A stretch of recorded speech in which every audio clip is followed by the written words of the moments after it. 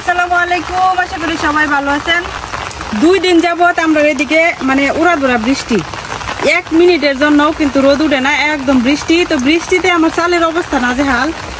আব্বা একটু বুদ্ধি করে এই যে কাগজ বাঁধতে দিচ্ছে আপাতত, কারণ এই বৃষ্টির মধ্যে বাজারেও যাওয়া যাইতেছে না। কম্বল আনতে চাইছিলাম, ওইটাও হইলো না। আর এই কথা হইলো, আব্বা কইতেছে যদি কম্বল দিয়ে দিই উপরে, তাহলে যে এই বনগুলা পড়ছে যে রোদ উঠলে তারপরে এটি থেকে কেঁচো পড়বো। তো ভাবলাম যেহেতু বৃষ্টি আর 1 মাসের মতো আছে, তো আপাতত কোনো মতো চালাই নেই। তো আজকে রান্না করা হচ্ছে নুনা ইলিশ। তো গাছে কয়েকটা বেগুন আছে, সাদা বেগুন, পাকা বেগুন দিয়া নুনা ইলিশ খেতে কিন্তু অনেক ভালো লাগে। তো এখন যাই আগে বেগুনগুলো উড়াই আনি।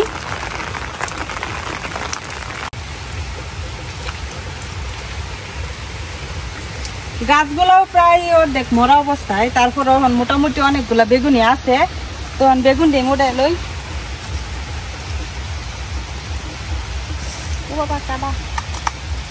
এই যে কত সুন্দর সুন্দর বেগুন।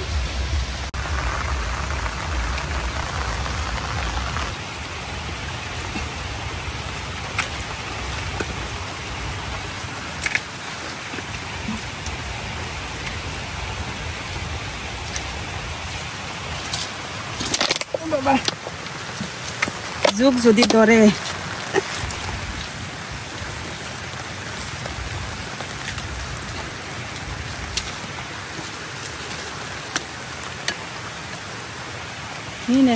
হেডি করুন যেত না।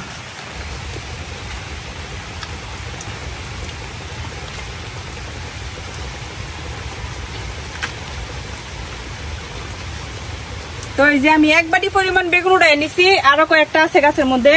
তো হেডি আনতে পারছি না বয়ে, ঝুঁকের লাগিয়া। এডি কাইতে রান্না করাম।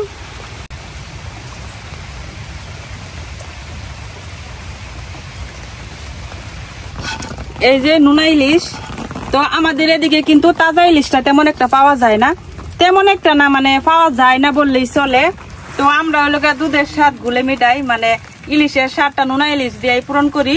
তো এই যে বিভিন্ন সাইজে নুনা ইলিশ পাওয়া যায়, তো এর চেয়ে বড় সাইজ আর পাইলাম না কালকে, তো যার কারণে এটাই আনছি, সর্বোচ্চ এটাই আছিল। তো এখন এই ইলিশটারে আমি পানিতে কিছুক্ষণ ভিজায় রাখবাম, কারণ প্রচন্ড লবণ, তো একটু পানিতে ভিজায় রাখা লাগবো।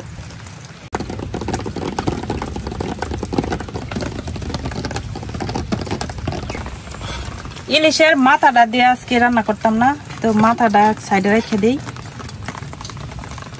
আর এখান থেকে পিস গুলো আলাদা করে নিই।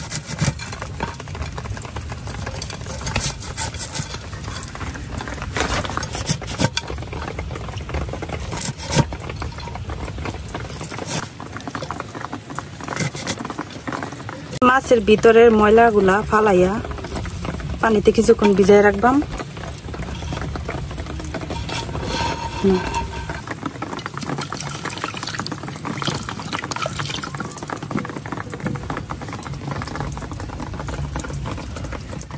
ইলিশটা পানিতে বেচতে থাকুক, আর এদিক দিয়ে আমি বেগুন গুলা কাটতে নেই। এই বেগুনটা একদম কচি,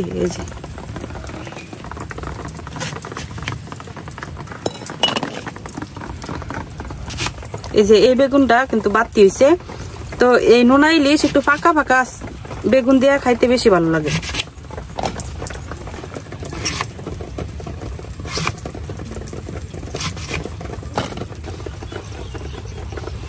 যে বেগুন গুলা একটু লাল লাল হয়ে যায়, এই বেগুন গুলা দিয়ে খাইতে বেশি ভালো লাগে, একটা আচারি আচারি গ্রাম থাকে।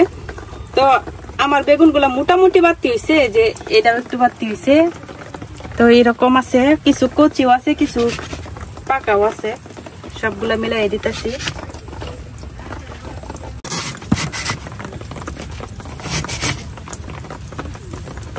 একটা বেগুন আবার ভিতরে নষ্ট না, সবগুলাই সুন্দর ফ্রেশ।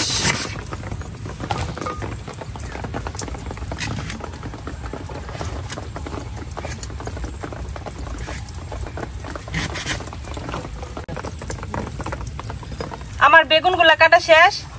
এখন আমি এই বেগুনের সাথে দেওয়ার লাগে কয়েকটা আলু নিয়ে নিছি, এখন আলুগুলাও কাটতে নিয়াম।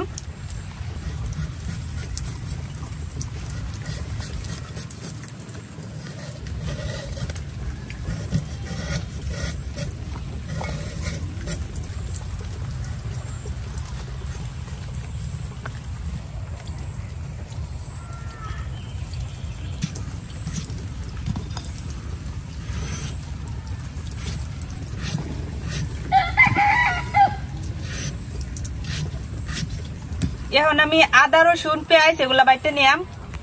আদা আর এখান থেকে আমি অর্ধেকটা রসুন বাদাম আর অর্ধেকটা রসুন থাকবো এরকমই।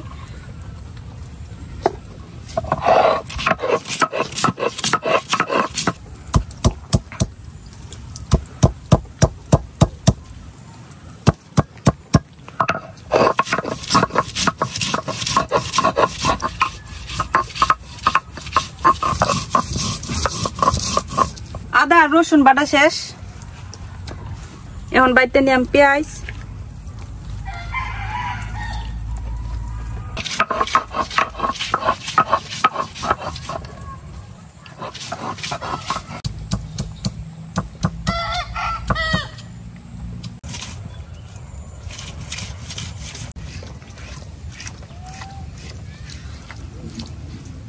পেঁয়াজটাও বাটা শেষ, আমার সবকিছু রেডি। এখন হলো আমি চুলাটা ধরাই নেই, ঝটপট রান্নাটা করবাম। বাবা বাতাস তো চুলা ধরাই নিছি, এখন দিয়ে দেম তেল। তেল গরম হয়ে গেছে, এখন তেলের মধ্যে দিয়ে দিতেছি আস্ত যে রসুন গুলা রাখছিলাম এগুলা।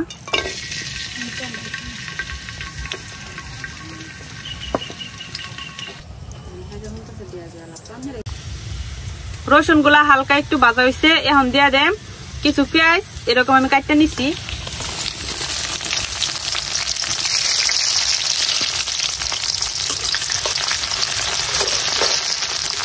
এখন এই পেঁয়াজ আর রসুনটাকে হালকা একটু লাল করে ভাজতে নিলাম, এত বেশি করে এটা ভাজার দরকার নাই, কারণ এগুলো আস্তে আস্তে থাকবো। এই যে আমার পেঁয়াজ আর রসুন গুলা কিন্তু হালকা আমি ভাজতে নিচ্ছি।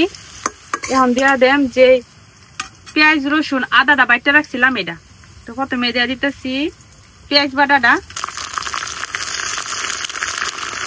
এখন দিয়ে দিতেছি আদা আর রসুন বাটাটা।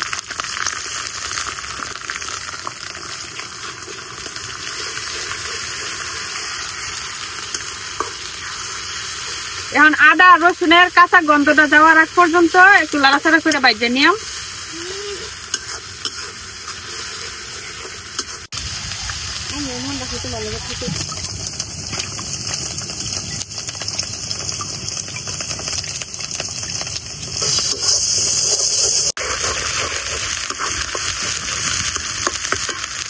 এখন পেঁয়াজ রসুন আদার সাথে আমি ইলশা গুলো দিয়ে দেম, একসাথে একটু বাইজে নিলাম আর কি।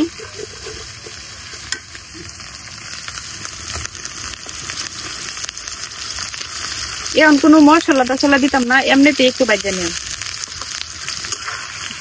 এভাবে একটু বাইজে নিলে ইলিশটার সাথে আদা রসুনের গ্রানটাও খুব সুন্দর করে লাগবো।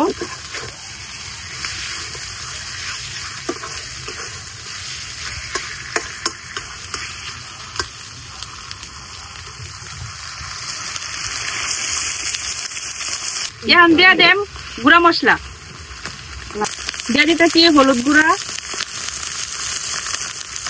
ধনিয়ার গুঁড়া, শুকনো মরিচের গুঁড়া, দিয়ে দিতেছি লবণ। এখন দিয়ে দিতেছি অল্প একটু পানি।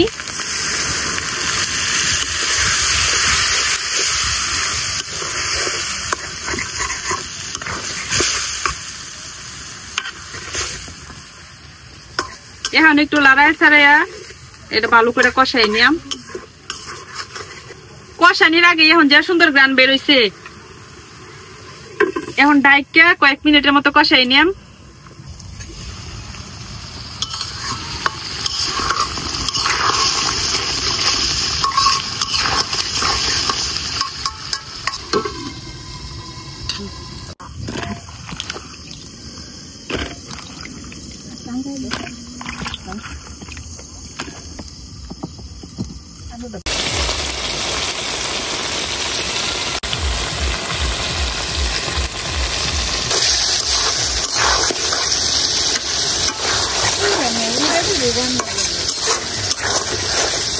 ইলিশটা আমার খুব সুন্দর করে কষানো হয়ে গেছে, এখন সবজিগুলা দিয়ে দেম।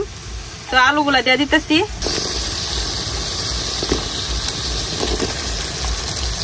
বেগুন গুলাও দিয়ে দেম।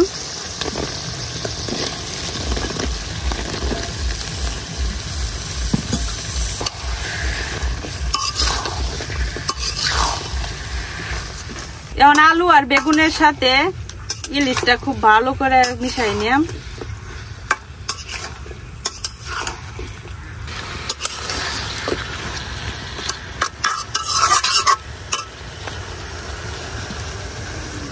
এখন ঢাইকা 2-1 মিনিট একটু কষাই নিলাম।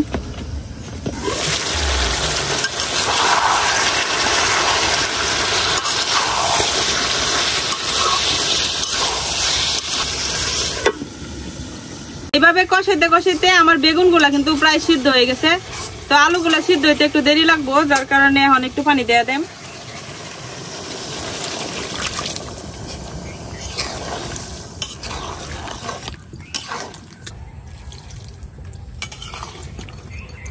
এখন একটু ঝোল দিয়ে দিলাম আলুটা সিদ্ধ হওয়ার লাগে। তো তরকারিটা কিন্তু একটু মাখো মাখো হইব, এত ঝোল হইতো না। এখন ডাইকে রান্না করাম যতক্ষণ না আলুটা সিদ্ধ হয়।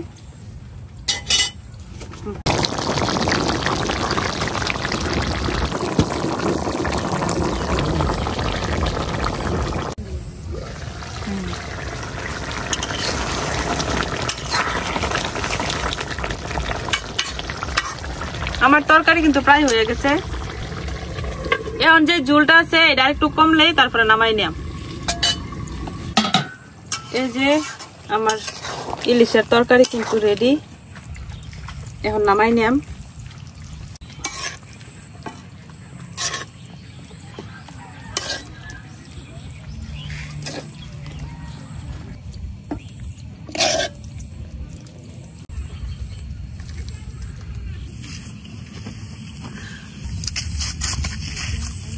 এই যে তৈরি হয়ে গেছে আমার নুনা ইলিশ দিয়া গাছের বেগুন আলুর তরকারি। এখন খাইয়া দেখি কেমন হয়েছে।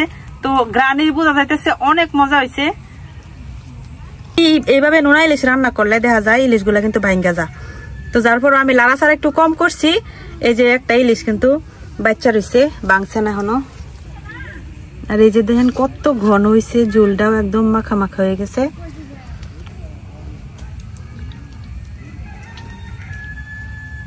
নুনা ইলিশ তো আর আসল ইলিশের মতো লাগে না, এটা শুধু গ্রান্ডাই আর কি শান্তি, যে আসল ইলিশের মতো গ্রান্ডাই লাগে এরকম। এখন খায়া দেখি, গরম গরম একদম। আলুগুলোও খুব সুন্দর সেদ্ধ হয়েছে।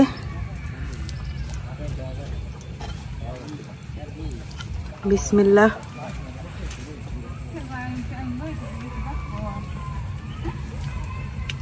অনেক মজা হয়েছে। আর নুনা ইলিশ সবসময় কিন্তু ভালোটা পাওয়া যায় না, তো এই ইলিশটার গ্রামটা কিন্তু অনেক ভালো, কারণ এটা সম্ভবত অরিজিনাল ইলিশ দিয়ে বানানো হয়েছিল। আর এই যে ইলিশ গুলা তো নুনা ইলিশ সবাই কিন্তু ভাঙ্গাই রান্না করে। দেখা যায় যে 1-2 টুকরা দিলেও অনেক সুন্দর গ্রান হয়। তো আমি কিন্তু পুরা ইলিশটাই দিয়ে দিছি, যার কারণে গ্রান অনেক বেশি হয়েছে, খাইতেও বেশি মজা।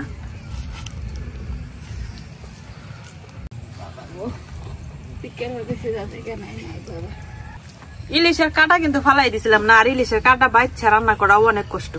তো অনেক কাটা থাকে ইলিশের মধ্যে, যার কারণে খাওয়ার সময় একটু খেয়াল করে যে কাটাগুলা বাচ্চা তারপরে খাওয়া লাগবে আর কি। তো আমাদের এদিকে অরিজিনাল যে তাজা ইলিশ এটা কিন্তু আমরা পাই না, এরকমও বছর যায় আমরা কিন্তু পাই না। আবার আমাদের এদিকে অনেক মানুষ আছে যারা মানে জন্ম থেকে বুড়া হয়েছে, তাজা ইলিশ কোনো সময় দেখেই নাই। তো সবার ভরসা হলো একমাত্র এই নুনা ইলিশ। আর আমাদের এদিকে নুনা ইলিশটা এই কারণেই খাওয়া হয় বেশি। তো বিভিন্ন ভাবে নুনা ইলিশ রান্না করে খাওয়া হয়, বেশিরভাগ হলো বেগুন দিয়ে রান্না করতে মানে মজা বেশি। তো বেগুনটা দিয়ে আজকে আমি রান্না করলাম। বেগুনটাও খুব সুন্দর সেদ্ধ হয়েছে, যে একদম মোমের মতো নরম হয়ে গেছে। নিজের গাছের তাজা বেগুন, আর যদি নুনা ইলিশ না হইয়া তাজা ইলিশ হইতো আজকে জমে যেত একদম। তো আপনারা কারা কারা নুনা ইলিশ পছন্দ করেন অবশ্যই কমেন্টে জানাবেন। আর আজকে রান্না কেমন হয়েছে এটাও কমেন্টে জানাবেন। আপনাদেরকে তো আর দিয়া খাইতে পারলাম না। আজকে এই পর্যন্তই, সবাই ভালো থাকবেন, সুস্থ থাকবেন। আল্লাহ হাফেজ।